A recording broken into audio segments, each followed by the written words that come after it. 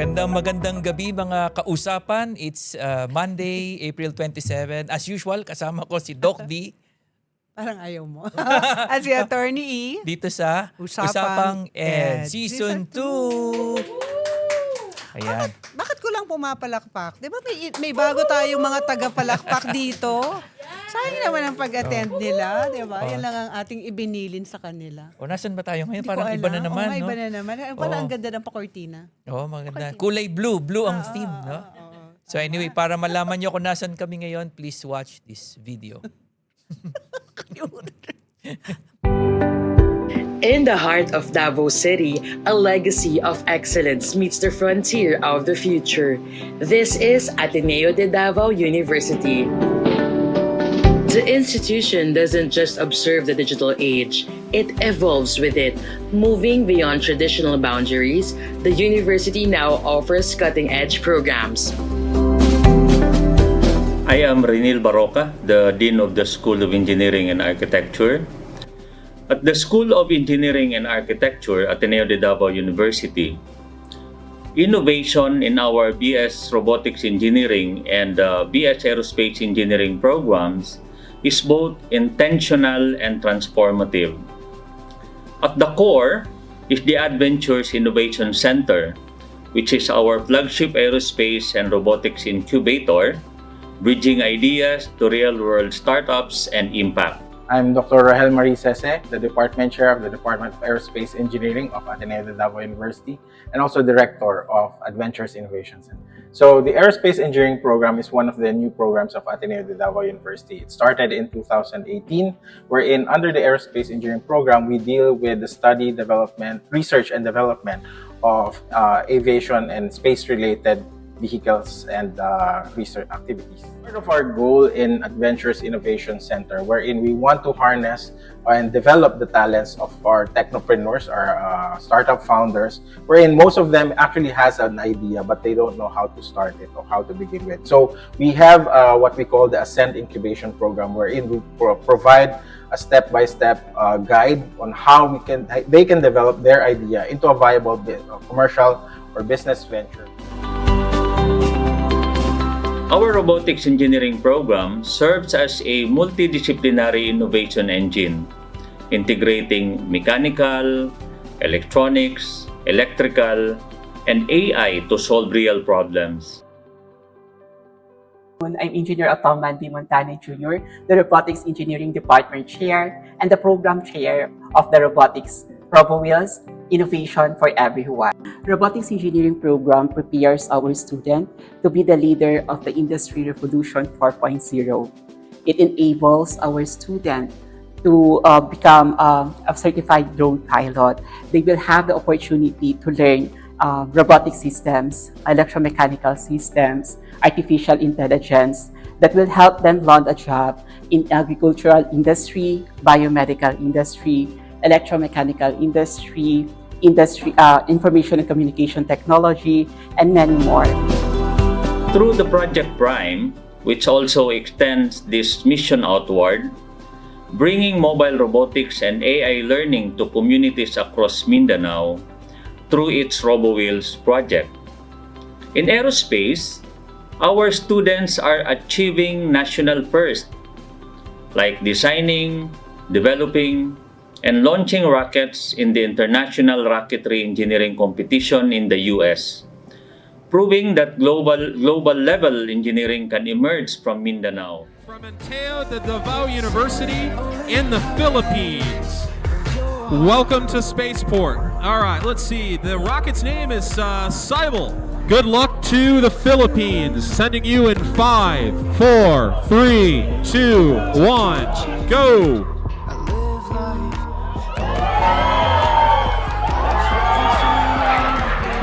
Very nice, great Heck yeah, boost off the guys, that was pad. a green motor.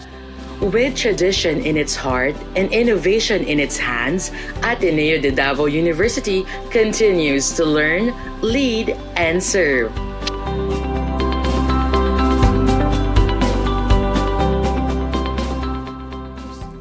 Ayan, so nandito nga tayo sa Ateneo de Davao. So, sinong guest natin? Hindi, sandali, alam mo. Magkamustahan ang muna kayo. sabi kasi sa atin ng ating producer, magkumustahan tayong dalawa. Nagmamadali yata Nagmamadali ako ka kasi gusto na nating introduce yung eh. Oo, ating guest. oo. Pero sige, kamusta? Kunyari. Hindi, actually, we're very happy to be here in yes. Davao City. So we actually have a lot of other commitments here. But of course, primarily, kaya kami nandito dahil talagang kausap na natin itong Ateneo de Davao University so that we can come over to feature yung dalawang really cutting-edge programs. Program. So, yung ano ba yun? Aerospace Engineering And robotics. and Robotics. Engineering. Pero parang hindi ako ang dapat hindi bagay sa akin magkukwento ng gano'n. Wala akong alam dyan eh. Science. Medj. Medj. Medj. oo. So dapat Introduce na natin yung ating yung guest, presidente. yung presidente. Oo. Oo, no Kasi less. based on the video, may mga gusto na ako itanong sa kanya kasi ang tagal na natin kakilala tong president na to na medyo may karapatan. May karapatan lang. na mag-aerospace chuvanes itong ating president. Okay, so our guest for this evening, not to talk about just these two programs, no, but also not just all of Ateneo de Davao, but on the topic of Catholic education. He's currently the president of the Catholic Educational Association of the Philippines and, of course, president of Ateneo de Davao University. Father Karel San Juan, SJ, graduated as valedictorian from Ateneo de Manila with a degree in math and later earned a doctorate in leadership studies from Gonzaga University. Ayun. Kaya meron siyang karapatan. Siya ay valedictorian at siya ay math major. Probably this is a BS Math. We can ask him. Before his tenure in Davao, he served for 10 years as the president of Ateneo de Zamboanga University, where he was recognized for his commitment to peace building and regional development.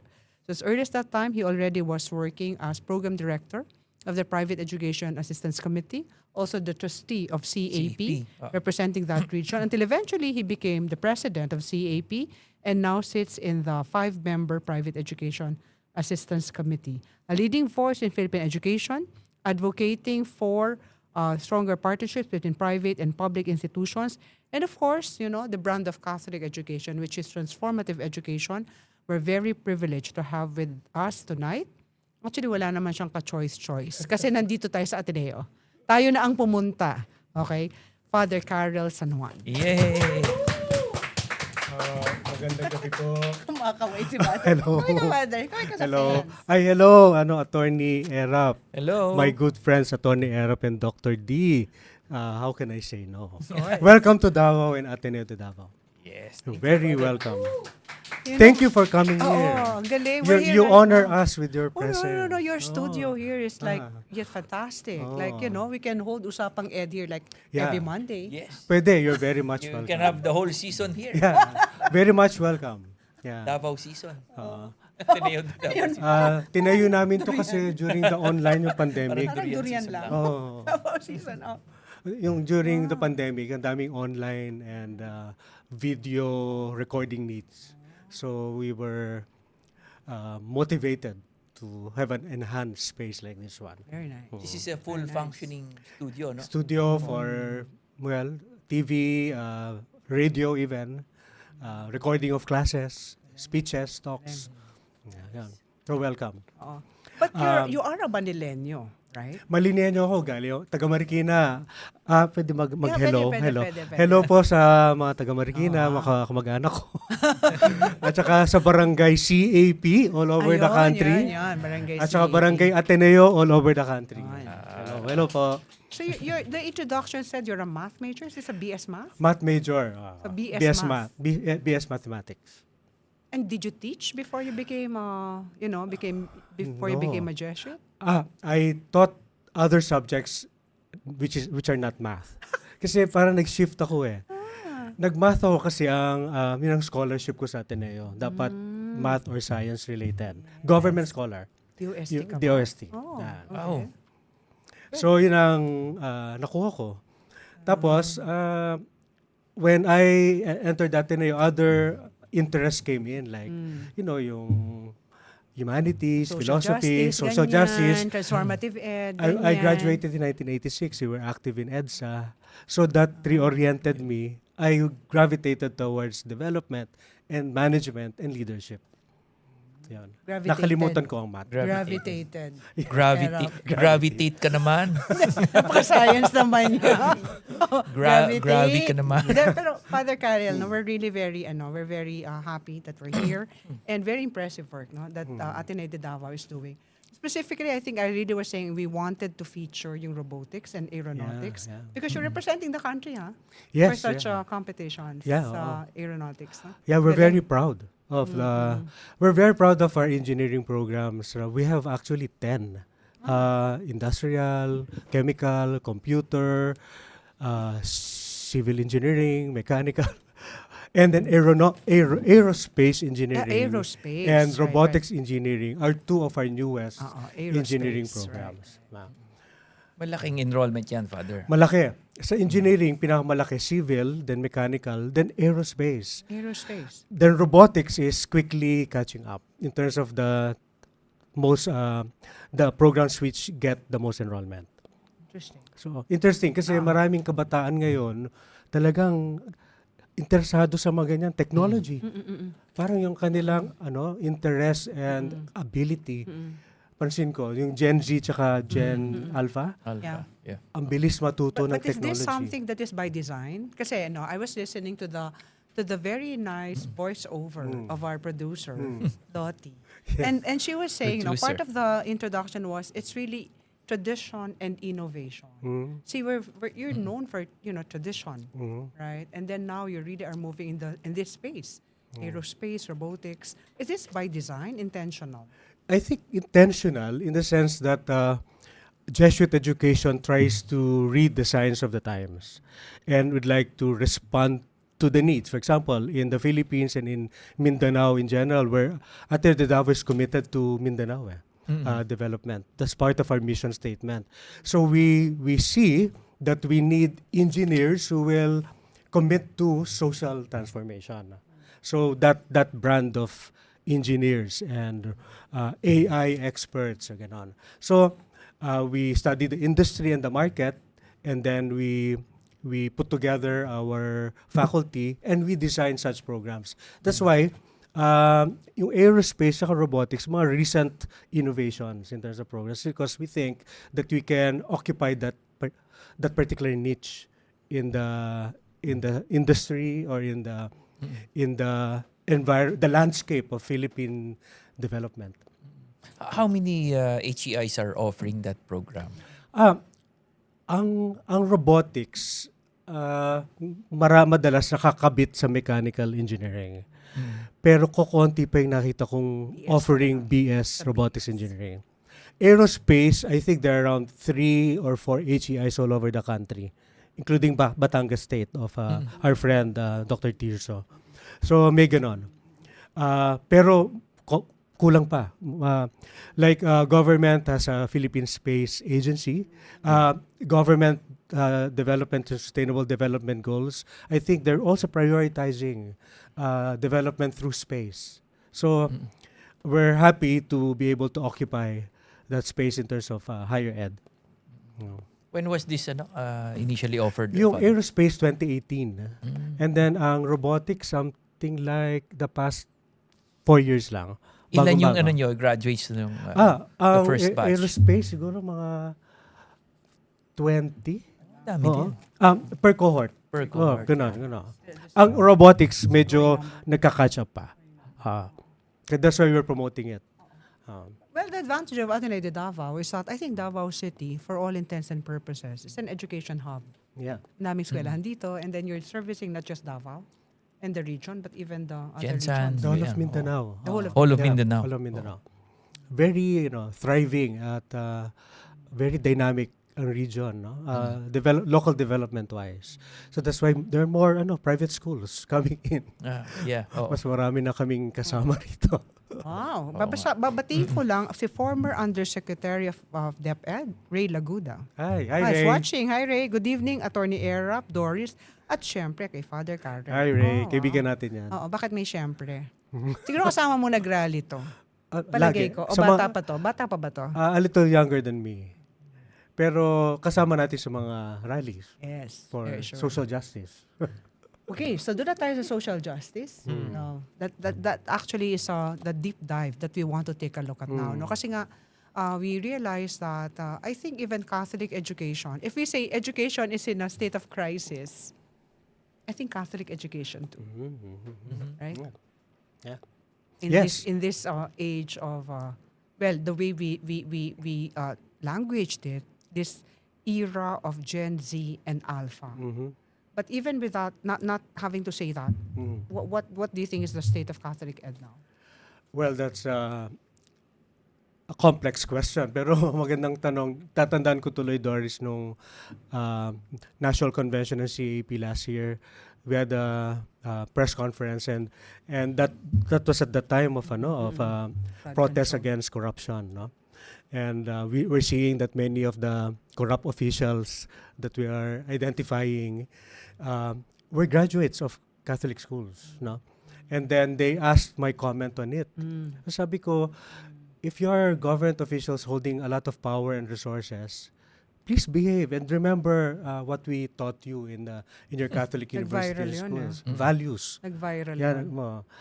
to remember, just remember the values of integrity, honesty, and honesty, integrity, just accountability, service And to the common people. good, yeah. Common good, service to the people.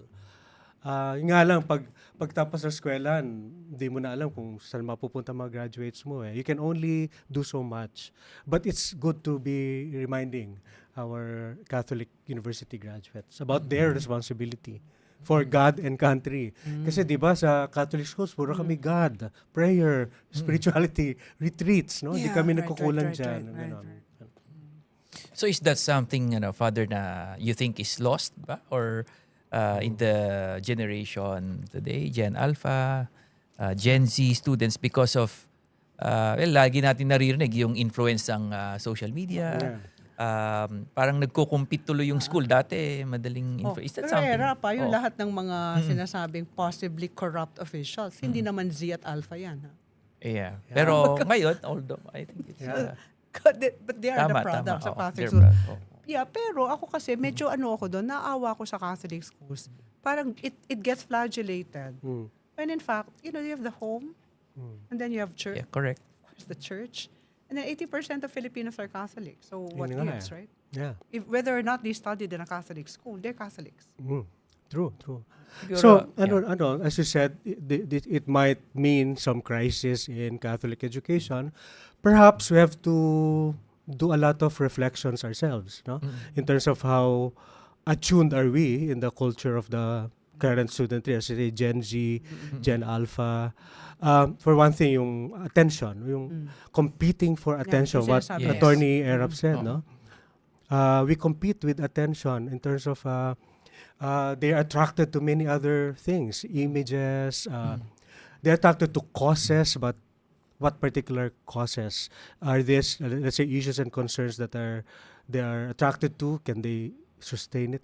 Siguro ganito. Ang kwento ko lang, nung nagkaroon ng anti-corruption mobilization sa maraming schools, even in Ateneo de Davao, na amazing ang response, no? They walked out of classes and then we assembled in campus. They were organized with placards with their cheers, no? That issue appealed to them. However, isang reflection ko, isang kwento ko rin, when we were celebrating naman EDSA 40, yung February 25, ang hina ng participation. We organized a forum wherein we invited, let's say, those who lived during the martial law years to speak about those times. Very weak ang attendance. Siguro, ang reflection ko doon, we have to really think deeply about how to package or present our issues and concerns. Hindi lang basta-basta, especially for this generation, how to captivate their attention and eventually their commitment.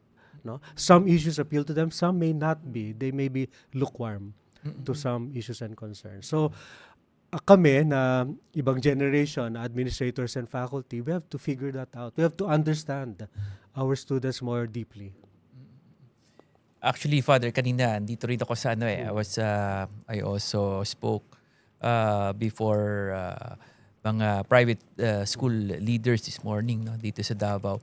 And ang topic kasi is about student discipline. So parang ang naging consensus sa discussion is parang humihina yung authority ng schools to discipline. I think that's the policy environment now. Parang more on more on protection of the unintended consequences. Hindi na nagdidisiplina, no? So is that something na is really concerned now? Ang isang understanding ko sa Gen Z and Gen Alpha, they are open to values, but they're suspicious of authority and institutions. No? Parang, you don't tell us what to think, what to believe in, what to do. You converse with us. So, well, definitely administrators, even Catholic school administrators, have a tendency to just say authoritative in terms of imposing this and that and discipline. Pero I think this generation yearns for dialogue, conversation, discussion, hear them out, listen to them. And then they will get convinced. No? So that is what we're trying to employ.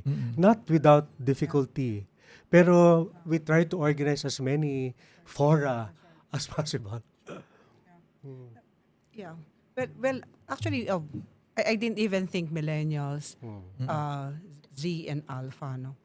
But I only think in terms of when you reach at some point in your adulthood, even our students in college, you really cannot just dictate on them anymore. Especially because I think this is true for the Ateneo, and it was true when I was teaching in St. Scholar. The whole time you taught them in an environment where they're supposed to be thinking for themselves, where they have to have some independence, to be outspoken, to be able to assert. Therefore, hindi ka talaga pwedeng top-down sa kanila. So the whole time you really have to convince them. And then this is very true, I think, for the current generation, for several reasons, no? One of which is, as you were saying, parang discipline has also been in some ways done differently. Yeah. So we're not even sure if it is working, it is not working, or have you not found the correct, the right combination. Yeah. Of having to deal with The it. right formula to Yeah. communicate. Sometimes for me, communication is everything, and the right way to communicate to them. For example, discipline. There are values underlying discipline, whether that be protection of safe spaces, or let's say respect for gender differences, ganyan. Or many things. Just respect for others. Or behavior, or let's say, respect for teachers, compliance with school policies, basic. Rather than just assume that they will follow what is in the student handbook, baka have conversation with them, talk to them, and then they will see the point, because they're not lacking in terms of information. Ang generation ngayon, di ba, loaded with a lot of knowledge and information, sometimes more than we can ever assume, no? So you assume that they can figure things out and they can understand where you are coming from. Yeah. So I think yung proper balance is really important, kasi I think ang napapansin din ng karamihan ng mga school administrators, yung kailangan may balik yung respect for the rules and respect for authority, kasi paglaki nila, maraming gano'n na they don't recognize authority anymore. But at the same time, you're correct. We have to try to understand also the generation. Actually, Father, may naalala kong recent Supreme Court decision sa sinabi mo. Sabi ng Supreme Court, yun daw minority, the child, yung age ng bata should not be an excuse for authoritarian discipline. Kasi ang kinalakihan ng the old way of thinking was, hindi ka pwedeng sumagot kasi wala ka pang alam, bata ka pa, makinig ka lang. So, in a recent case, sabi ng Supreme Court, the case of spouses Dorao, last year, sabi ng Supreme Court, makaluma na yan, you should listen to children and recognize their evolving capacities. So, Regardless of age, regardless whether of age. basic or higher. Yes. Yeah, but those kinds of decisions also actually we don't know the end result. Maybe, for example, ako, not for anything. My personal thing, one of the things that I probably would I'm thinking about this. For example, this current generation is so exposed to the world. Not just the Philippines, not just their local communities, no? Pag ikaw lumaki ka kasi sa pamilya na po, opo, tapos yung may nanay, tatay, lola, and then meron kayong usual na, the traditions, and that is your exposure, then, you don't find anything problematic about just having to conform. But they see other things. They get exposed to, like, for example, there are like graders or nursery students, pag kinausap mo, British accent. Then mas marami pa sila napapanood na Yeah. But which means that you They have adapt. very little control about what exactly are they absorbing, to the extent that are we sure we can still preserve what we think should be positively Filipino. Also, that's why nag-struggle ka eh. Yeah. 'Di ba? Ako minsan ako just hindi na momo po. Yeah. 'Di ba? Parang okay lang ba 'to? Kaso pag nanood ka ng anything now on social media, especially if not in the Philippines, you don't have that. It's really competing for attention. Competing for knowledge, attention, and then the schools, our curriculum, the way we train and form our students will have to step up and find a way to get through them and be appreciated, be accepted. It's not canceling authority. It's presenting authority in another way, more creative way that they can understand. Naalala ko dito yung in the church ngayon, isa kay Pope Francis and tinutuloy ngayon ni Pope Leo, yung tatawag na synodality. It's in line with this, no? Synodality is about listening to each other, walking together. So leaders and administrators, presidents like me and my team of administrators need to walk together with our students, our faculty. Yung understanding each other, accompanying each other. But it does not diminish that we are the ultimate Authority. decision makers, authority. How do we implement that, the balancing? Even the church now is trying to reflect on that. Even our parish priests in the churches, ganyan, our university presidents are reflecting on our leadership styles. Father, meron bang effect yung kasi ngayon sa school, 'di ba? Students are older because of K-12, and then teachers are also younger. So makikita mo they belong almost to the same generation. True. They interact a lot, no? Outside of the school because of social media. Parang minsan nawawala na yung moral ascendancy.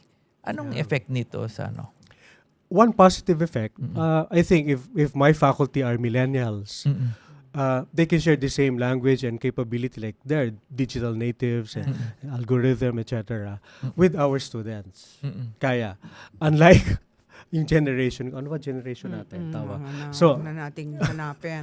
aerospace generation? So, it's easier for them to communicate with our students. Ang hirap Ano yan, nga, ang ito lang- communication barrier. Yeah. Very Ito ang pronounced. graduation lang, di ba? Graduation season ngayon. So, as president, I have messages. Past 2 years, I realized boring, no?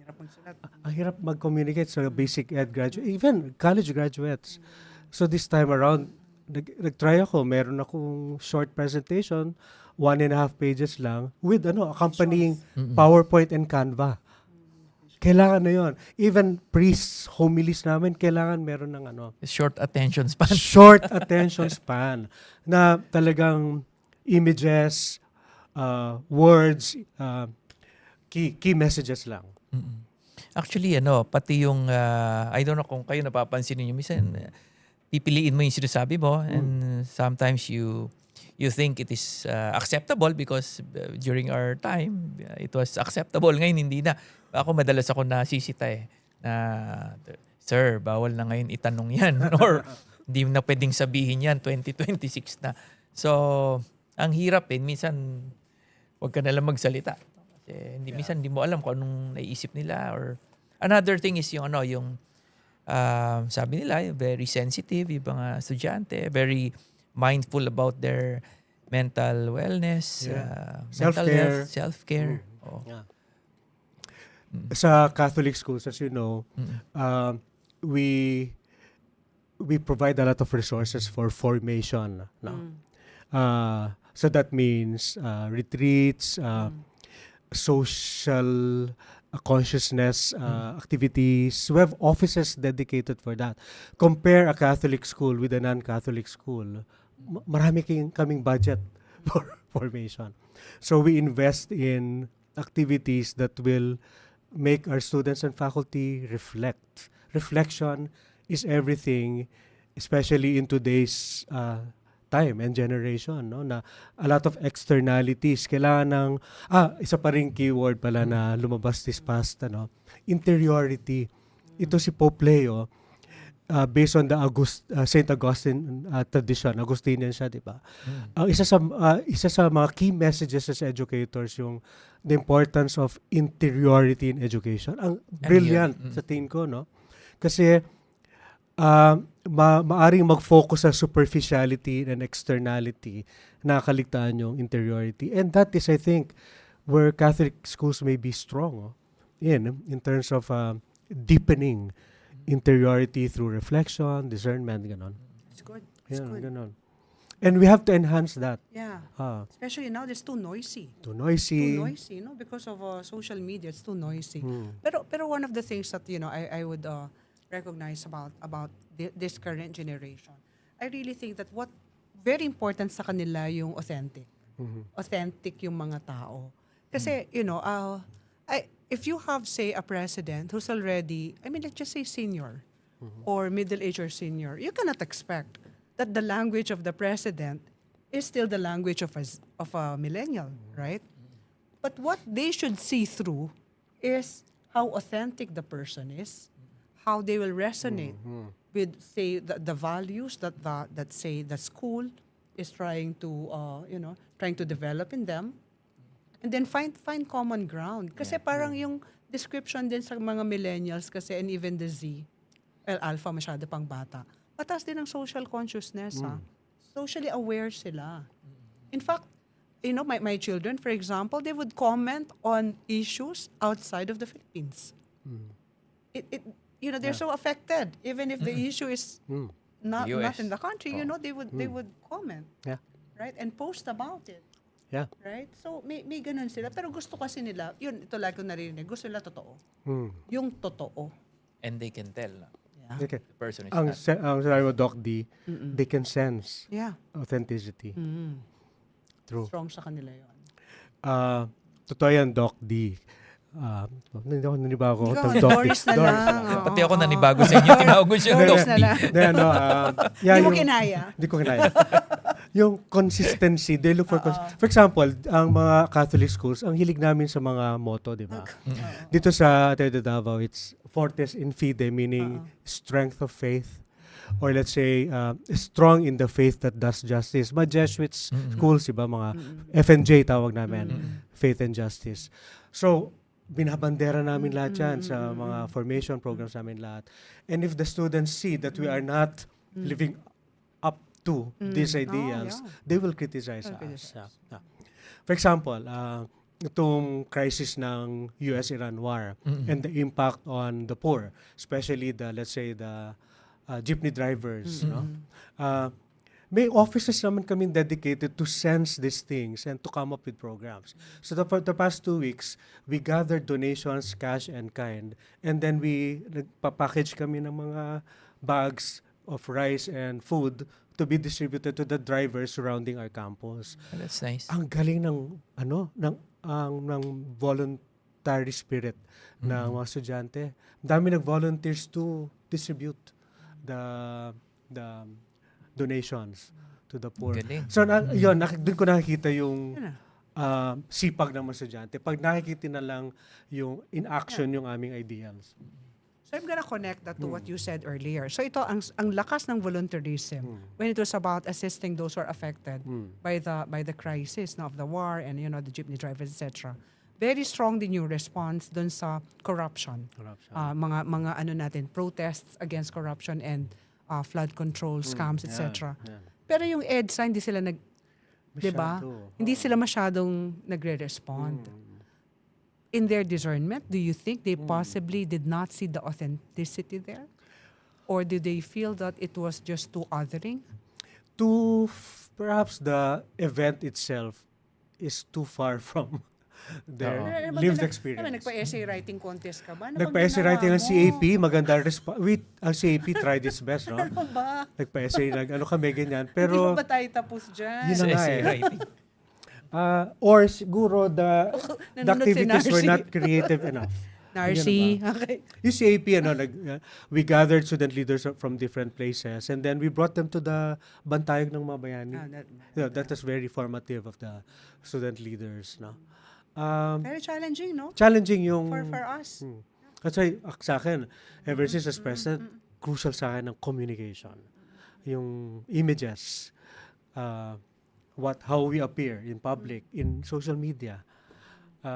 Lahat yan, posters. we have to be keen about that. Or Too bringing late. them bringing them in. For Okay, example, okay naman ang social media Hindi, present. halimbawa Hindi ito. ginawa natin Oo, kanina. Hindi pa. Hindi pa. Hindi na, Oo, okay. Future pa yun. In the future. Future Oo, oo. So, up to this moment, honest pa siya. Okay, sandali. Hindi kasi, for example, dati, matagal na itong tinatanong sa atin sa CAP, no? Parang assemble kayo ng assemble as school leaders. Do you even bring in the students and dialogue with them? Your own students True. in Catholic schools. True. Diba? True. Ang buti nilabas yan, Doris, kasi even in our national conventions, attended by 3,000 to 3,500 educators all over the country, wala mga estudyante. Wala mga estudyante. So, nag-iisip kami ngayon na dapat may mga estudyante. Pero ang mga regional assemblies, I'm proud to say, no? May mga regions talaga, let's say they organize 3 days, 1 day for students, or 2 days, 1 day with students. But, and maganda yung mga student assemblies. That's true. Sometimes, perhaps, we're not giving them enough time, energy, attention. I must admit, no? Creative, no?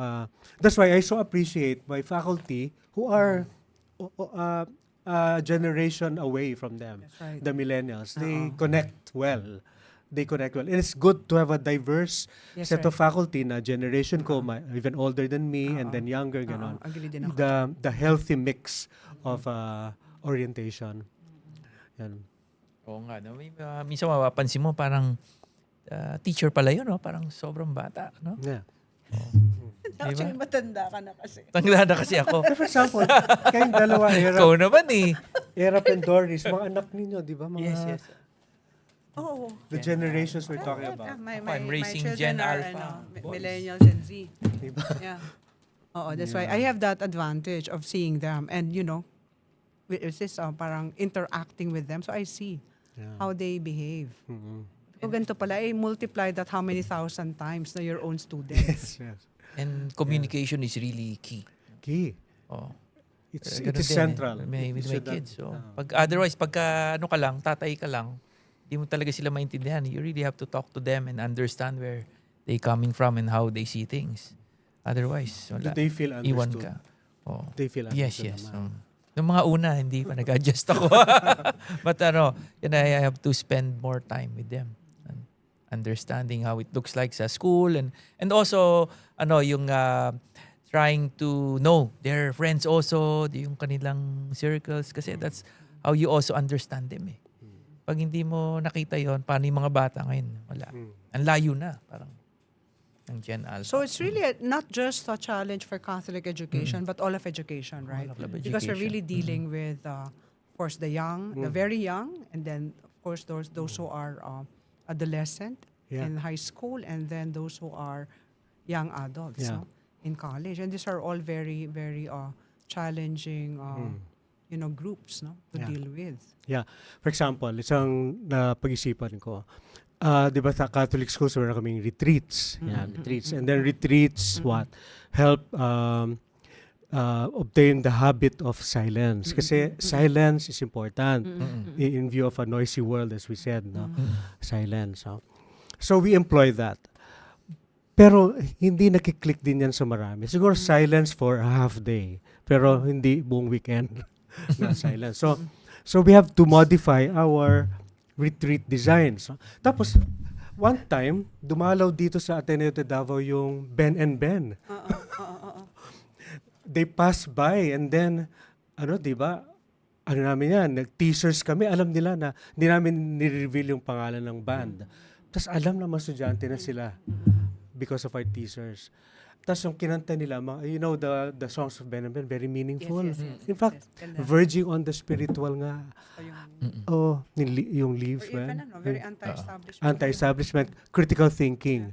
So, very noisy, fun, maingay, pero nagkaroon ng reflection dun sa performance na yon. Even if the event was noisy and ganyan, no? So, kami, with insight sa amin yon, no, na generation na, you can foster reflection and depth even without silence.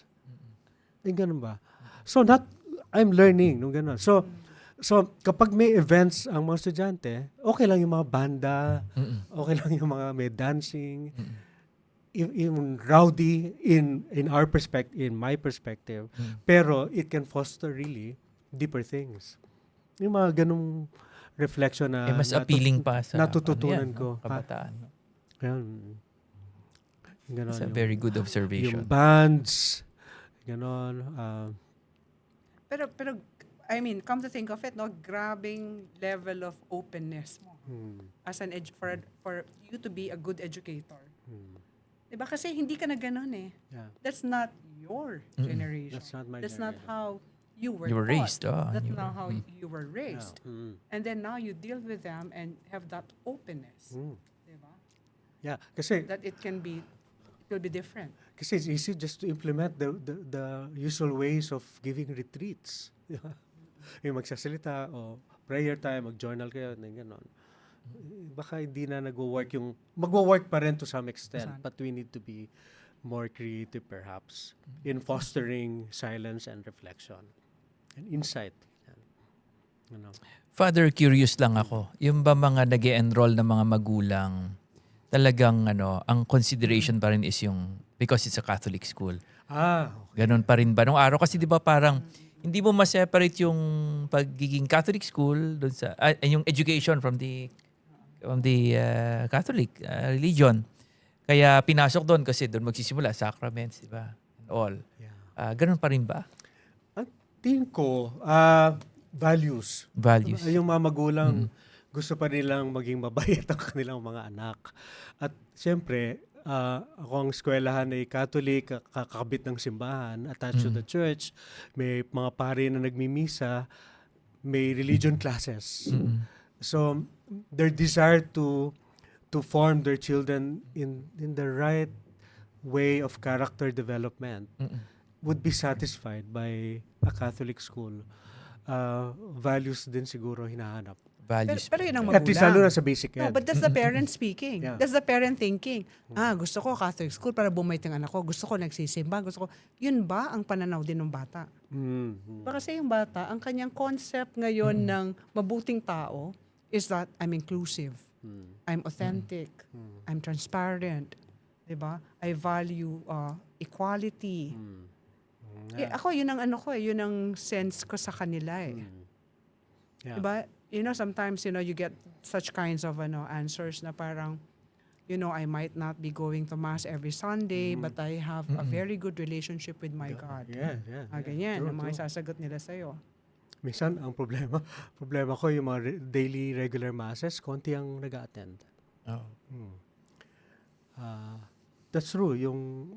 The meaning of the Mass, what is it for, is not easily understood by this college generation. So that's why for basic ed, for grade school and junior senior high, we will plant those seeds of openness to the faith. Because as Doris said, pagdating ng college, grabe na critical thinking. Sabihin, hindi ko na kailangan ng mass. I'm independent. I have my own critical thinking already. Yung ganon. Father, yung napansin ko yung mga Catholic schools ngayon, for example, maraming mga outreach programs. Is it something na, because of the generation also, parang they want to be more, they want to reach out to different people in the society, Even different levels. So. Even before we started to label the generations as millennial, etc., the tradition of Catholic schools has always been that community outreach. Community No, outreach. community outreach. Why? Because the demand of the gospel to be other-centered for the poor, etc.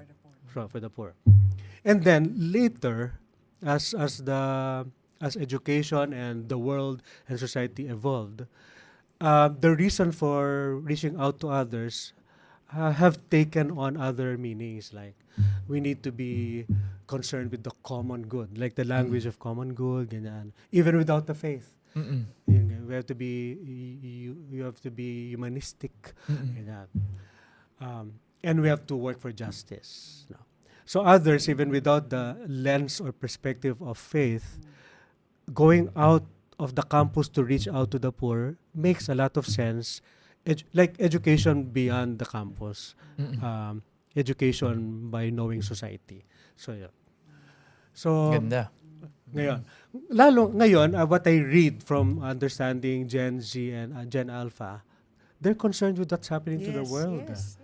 So that's why community engagement can also be appealing to them. Even without using the lens of faith. Faith. Kami, of course, eager to always say it's because of faith. But sometimes if that doesn't sip in, they will be interested to know others because it really makes sense to know others beyond the campus and the poor and the other cultures. For example, Catholic ka, gusto makilala ang mga indigenous peoples or Muslim brothers and sisters. Yung curiosity and interest is genuine, di ba? Right. To know the other. To know the other. So, yun din. Kaya okay din yung may mga community outreach. Dati pag sinabi, Father, na private education, it's really about parang the hallmark of private education, especially Catholic education, is character formation, discipline. 'Di ba? Parang yun ang pinagkaiba. Public school is more rights-based. Discipline pag sana. Is it still true today? The hallmark of private education is still on character formation. Good manners and life. be. Dapat sana. Kasi central, of course, to Catholic education is values education. And values based on the gospel, the teachings of our Lord Jesus. Diba? Yun ang core of Catholic education. So that's why this leads them to service, to vocation, and to languages like mission. Right. We use the term mission. What is mission? That you are sent here to the world to do other things, deeper things, to serve others like the world. No? You may have a job, but you may also have, your job may be your mission, or you may have other callings like to volunteer to the church, volunteer to an NGO. Yung ganong language, we use that in Catholic education, no? Mission.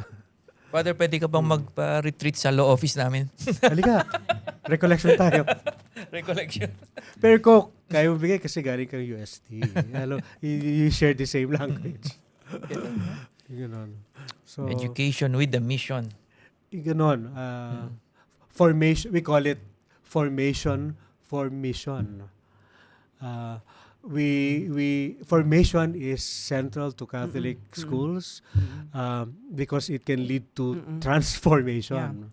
Kasi, di ba, the Christian faith is also about being better. That's right. Hindi lang tayo stagnant. The calling of our Lord Jesus is to imitate Him, to be better, not to be perfect, no? Yeah. Pero to move towards being better persons. And to be better persons, you become better for the world, di ba? So, we are drawn to that education is for that. Hopefully, if you pass by, you spend some years in Catholic schools, that idea That's would right. have been understood and absorbed by your heart. Take Wherever root, you go take after, root. mag-take root, maging lawyer ka, maging businessman, businesswoman, engineer, technical, mechanical ang buhay mo, nandun pa rin yung naitanim sa Naitanim. puso. There's a Yung- very good comment here from Bong Eliab. Parang kilala ko to. Oo. Catholic education in the age of Gen Z and Gen Alpha must move from simple instruction Yeah. to formation for uncertainty. Yeah. These generations are digital, anxious, values-driven, and suspicious of institutions. Totoo yan. So Suspicious. schools must engage them through authenticity, dialogue, and accompaniment. Yes. Parang taga-Ateneo de Davao ito kung mag-comment eh. Oh, Oo. parang clearly. Hi, Bong. Totoo yun. Oh, eto. Si Sister Fe Diaz. Hi, Sister Hi, Fe. hi, Sister Fe. Gen Z and Alpha students are asking, who am I? What is my purpose in life? The challenge for Catholic schools is to work not so much with success, but meaning. Oh, very good reflection also. Meaning, yeah. Siguro not to provide easy answers. Yes. Although there may be answers based on the faith, Yes. but for them to be equipped Yes. to To search for navigate. such answers. Tama yung sabi ni Bong, no? The world is so crazy. Yes. Even the economists and those who project our futures, they say the jobs that our graduates will be facing may not be there yet. That's So what we're preparing them for is to anticipate in an ethical way, in an adaptive way, the jobs that that are still to come. to come. Kasi Yeah. nga, But evolving. That should have taken root. Nagtaken You're root yung being morally values. upright, you're being ethical, Morally you're being, upright, yeah. for the common good, unselfish. That should have value, taken root. And then, Oo. paglabas mo, adaptive. Kaya kami, nag-strategic planning kami rito. Ang sabi namin, how do we describe our vision for our students in general ways? We ended up with the terms discerning and adaptive Galing. leaders. Tama. We want to produce discerning Totoo. and adaptive. Kasi adaptive, di ba? Ang bilis ng takbo ng mundo. In the future. And I like discerning, because I discerning. think that is a big problem in the Philippines. Yeah. I mean, the lack of discernment in a lot of spaces. Yeah. Sabi nga ni Bong, suspicious. Suspicious. Parang parang they validate everything. No? So hindi na pwedeng you claim to know everything. No? And you have to discern before you come up with the decision. And to me, that's very positive. Yeah. I really like, very reflective and discerning Discerning. individuals. Yeah. Pag hindi nga kita makumbinsi agad, mas natutuwa pa ako sa'yo. Yes. Oo. Yeah. One time I was invited to speak in a Catholic school. Pina-attend nila yung mga senior high. So I was I was discussing a case. Nagkataon, yung palang kaso na yun dun sa school na yun. So kilala nila and everyone's checking. Sabi nila, tama yung sinasabi. So they were checking, no? Alam nila kung mali yung sinasabi mo. Oo. Bilis, di ba? Ang bilis nila. Yun din, pag may discernment kasi may depth. That's right. Ang isa ring puna, yung bang we might be living in superficiality, yung mababaw. Babaw. I think yung Catholic schools have a role to foster depth. Depth of thinking, depth of relationships. For example, relationships are good and meaningful relationships are not easy. Hindi yung pag-away na, ano kagad, di ba? You lose character. You lose, yung bang to the patience and the discipline, the love, what is right loving to sustain good relationships. Yung mga ganan. Kaya Father, talaga mainit ang ulo ko sa mass promotion. Kasi thinking and discerning will never happen if your students are not at that level of, cognition naman. Cognition. So paano, Father, so sabi ni Doris, for example, kasi ibang-iba ang environment sa public schools. No? Diba kasi iba rin ang perspective ng Estado eh. When they deliver education there, it's rights-based. Diba? Kasi wala nang tatakbuhan. Diba? Sa private school, pagka nag-misbehave yung bata or nakakommit ng serious offense, diba? Wala, matatanggal siya doon, pupunta ng public school. Pero from public school, saan pa pupunta yon? So, paano yun? So, how is that possible? Yun nga sabi ni Doris na... That is really a concern, no? Well, us in the Catholic school community, and we know that we also share our time and resources with our public school counterparts. No? Like, for example, nung nag-K-12 training, di ba? Maraming resource persons yan galing from Catholic, private Catholic schools. Private. To some extent, we're trying to share a way of teaching if we cannot influence the students themselves, can influence the level of administrators and teachers. Like many of our universities are teacher education institutes. Like we have a school of education here, and when I was in Zamboanga, our products in the schools of education end up in the public school system, right? No, so naitanim mo sa mga graduates mo, hopefully they Hopefully. they carry that ethos in the public school classroom. That what? Character is important. Honesty, understanding with compassion your students. Understanding where your students are coming from. For example, hindi sila naka-submit ng project on time. Bakit? Kasi gutom, yung ganong, yung character of the teachers is what we work on. And we try to do that in our private school, if that makes sense. No? Idaan muna sa teachers who will run the public school system. If we cannot go straight to the students. That's why maganda yung complementarity Yeah. nung private and public. Nagtutulungan na tayo. Parang But hirap, that's a difficult, huh? Yeah, it's very That's another difficult. episode altogether, no?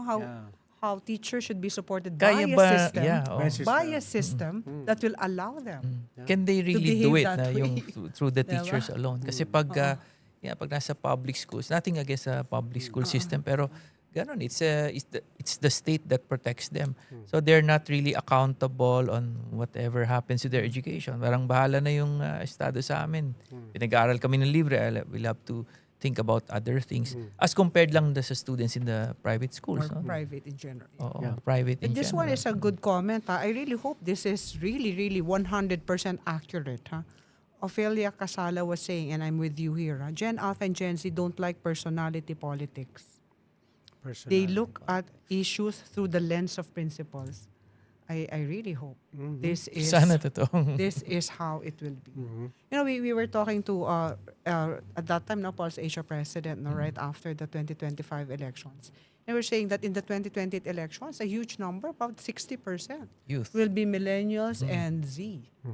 Right? Yeah. Those who will be, the voting population. So if they are not into personality politics, then this is a plus.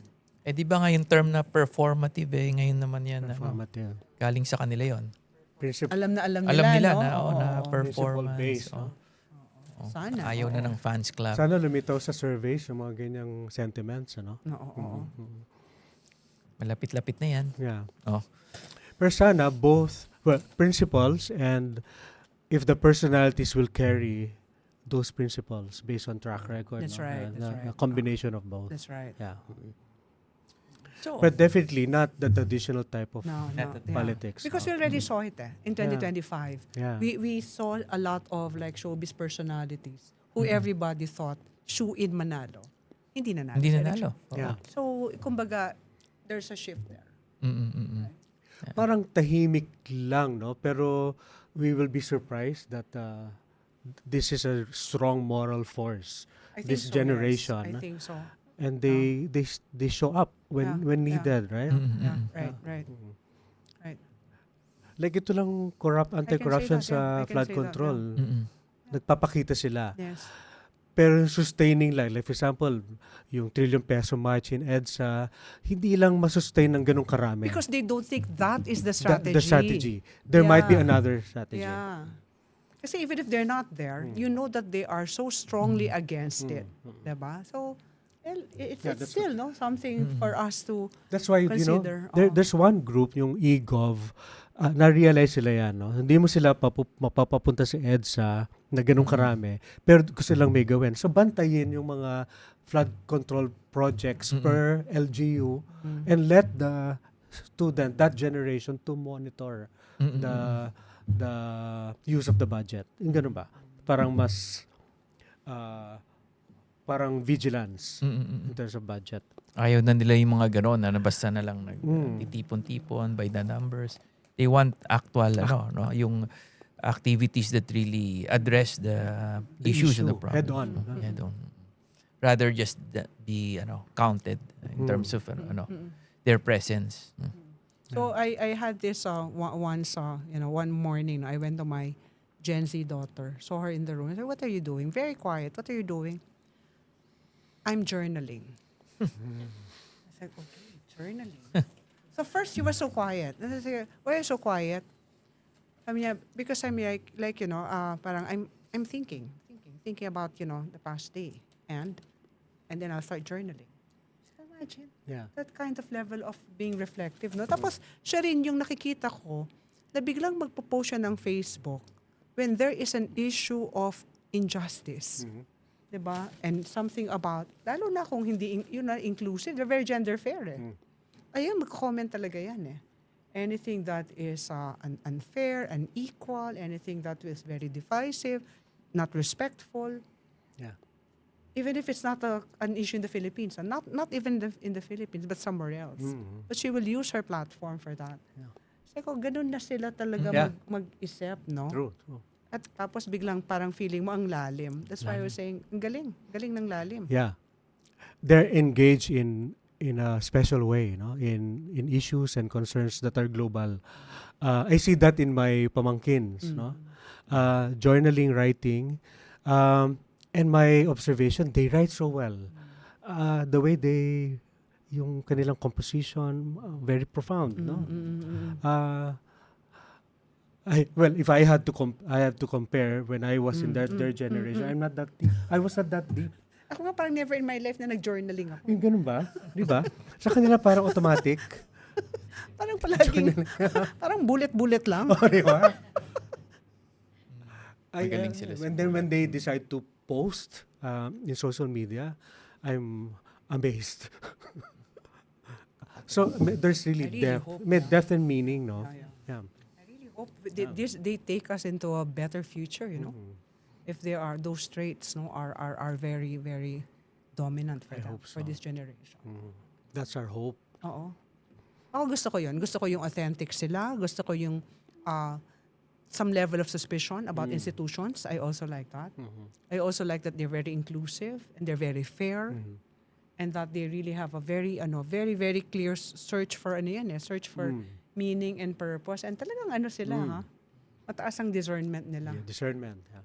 I'm just curious, itong mga characteristics na to, this is universal. Ibig sabihin, ganyan sa buong mundo or meron bang distinct din na characteristics yung Filipino Gen Z, Millennials, Filipino and Z, Alpha? Filipino and Catholic.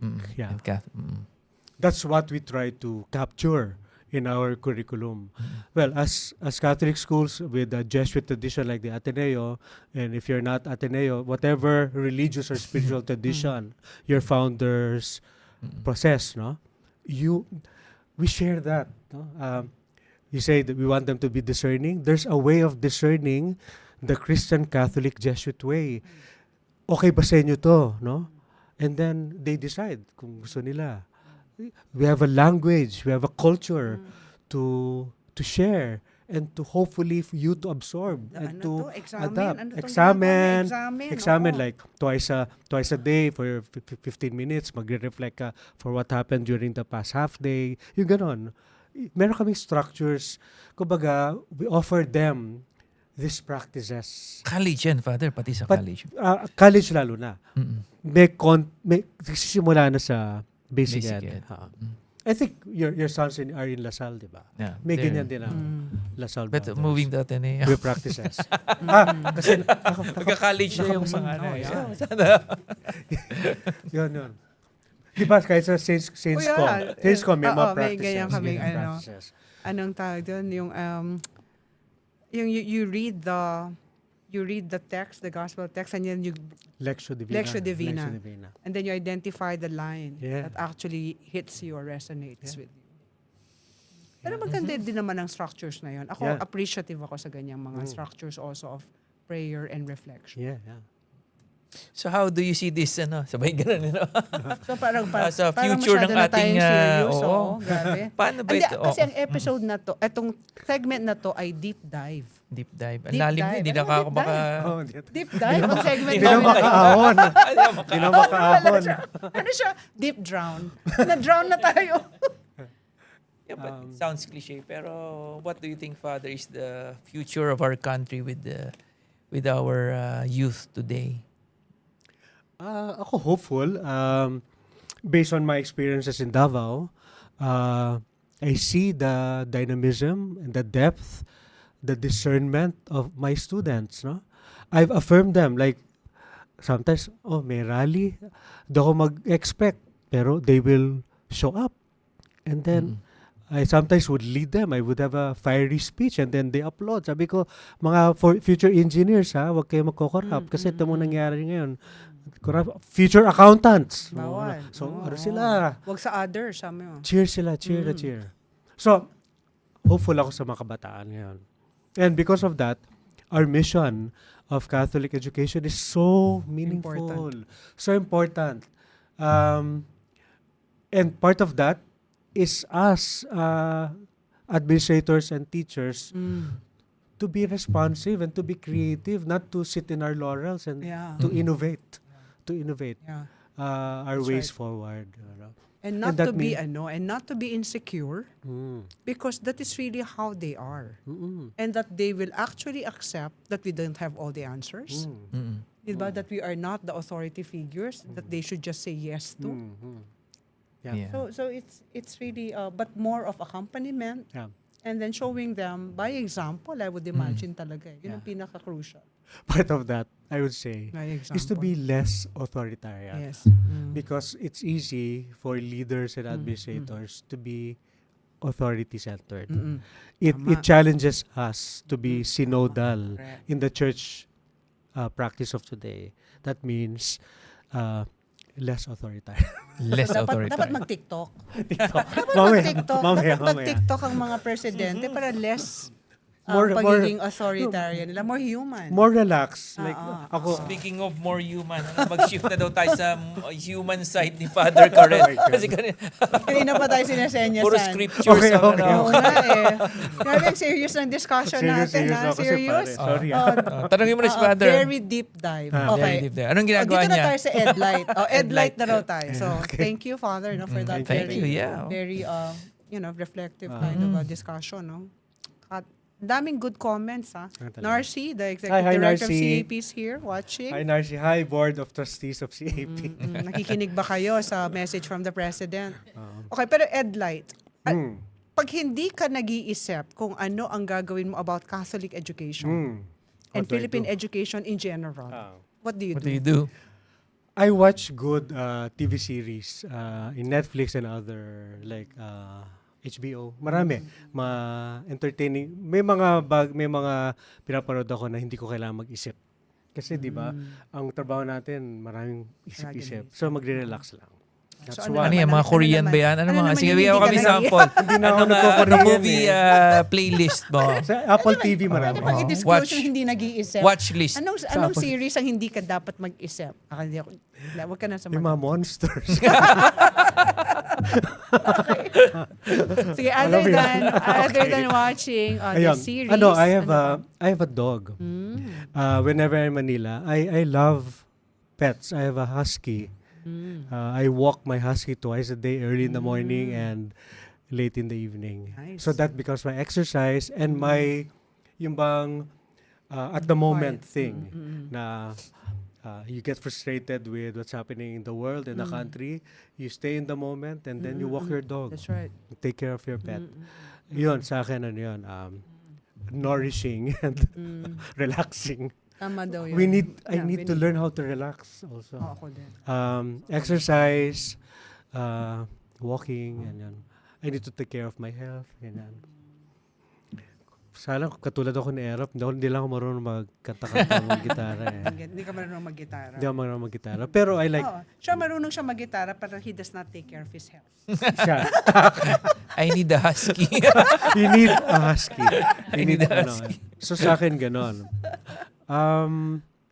With friends and office mates, we sometimes get together, we drink wine and sing. We sing a lot. Karaoke. Oh, you Diba? sing. O alam na nila yung mga gusto What kong do you sing? yung mga OPM. Akala ko besa may mood siya. Yung hindi na rin masyadong iniisip. Mr. DJ, mga Mr. ganyang DJ. level. Mga Ray Valera. Pwede, I remember pwede. Sample. sa mga parties Pwede, namin pwede, pwede. ng office, pag nag ano na, yung Na, saya-saya. siguro. Oo. Yun. Lalo na yung mga The Songs of Our Generation, 70s and 80s. Sinama mo pa ako. Sama tayo dyan. Sama tayo dyan. Aamin naman Our ako. generation. Alam ko yan, mga Maganda yung friend mga- of mine. Mga No, friend of ganyan. mine Odette- level. Odette Odette Quesada, Quesada. yan. Ganyan. Mga Rick Segret. Middle of the road Segreto. songs. Pwede. So yun, Rick Sigreto. mga kailangan ganun ng ba? time mag-relax. I've learned after many years of being an Nalayo mo lang administrator. kasi kung nasa Manila ka lang, mas often tayo relax together. Yeah. Kaya punta kayo madalas dito. Oo. Yeah, we always enjoy. Yeah. Whenever Being I'm there, together, di ba? yes. Okay. Okay. Maraming salamat, Ay, nako, Father. salamat Thank you din. for this Sarap. episode. Ang Kulang ang isang oras eh. Oo. No? Thank Marami you. pa tayong Kailangan pag-usapan. bumalik pa tayo kay Father Carol. Anytime. Oo. Anytime. Thank you so much, Mag-isip na Father. lang tayo ng ibang topic kahit hindi konektado. Kahit anong topic, babalik pa rin doon. So maraming salamat, Father. Thank you. Ask Father for any Last message to all message. of our viewers. Katulad nyo, ano rin ako, regular viewer din ako ng Usapang Ed. Alam ni Era pati Doris yan, no? Padayon lang tayo sa ating mission ng education. Maraming lights, like yung EDCOM report. Maraming gabay sa atin to move forward. At maganda yung community natin, yung gathering natin. I'm proud of our CAP network. I work with PACU and other AXCO and other educational associations. Vibrant and dynamic ang community natin. Of course, nandito yung dalawa nating leaders. No? Inspired kami sa inyo at we inspire each other in our shared mission. So, tuloy lang tayo. Yay. Thank you, Father. Doris, Galing ano, naman. ikaw? Ang galing naman. Ang hirap Alam mo naman sundan itong yun. presidente na to, parang may star quality no? Oo, may star quality. May kamukha siyang artista Sino? Sino? Papaguess na lang natin kasi yung kamukha niyang artista. Pero artista levels. Artista levels Oo. eh. No? Oo. Okay. Kasama ba yun? Mas madaling magbigay ng message. Oo. Pag artista level ka, tapos sabihin mo padayon. Ang nakikinig hindi suspicious.